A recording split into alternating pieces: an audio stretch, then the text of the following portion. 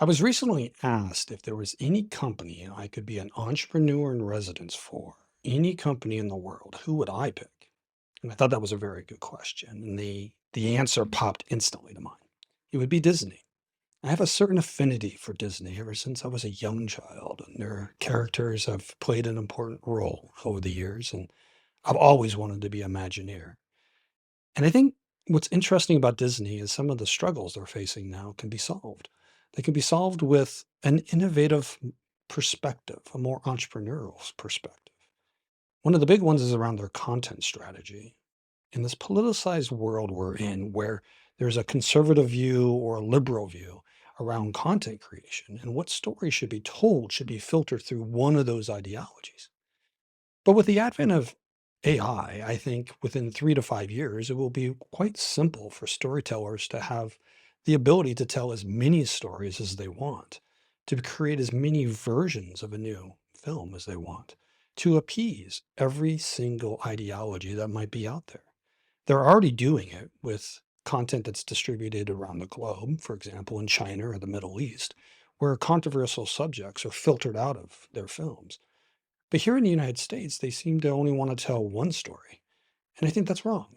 I think that some parents want to have their children or themselves consume a conservative view, and other parents who have a liberal mindset want themselves and their children to be able to explore the liberal version of storytelling. And I think it's interesting for Disney to step back and serve all children. The mission for Walt Disney is fascinating. The mission of the Walt Disney Company is to entertain, inform, and inspire people around the globe through the power of unparalleled storytelling. Isn't that interesting? Unparalleled storytelling. And isn't AI one of the technologies that will allow that to happen? To be able to have unparalleled storytelling, to be able to create a piece of content to have more traditional storylines or story characters, or a more liberal storyline or more liberal story characters. And what I think is interesting is if Disney stepped back and was just in the storytelling business with no agenda, with no preconceived notion of what stories are right or wrong, if they would push that out and have an infinite choice, the very first film they would do that to would be a bestseller. There would be showtimes for a conservative version, there'd be showtimes for a liberal version. And the audiences that resonate with each of those stories will go to the appropriate storytelling. I think that's what's the power of what's coming next, where great storytellers are going to leverage AI to create an infinite number of affinity based stories. Truly believe that the future of film isn't one story that we all have to agree on. It's going to be infinite stories.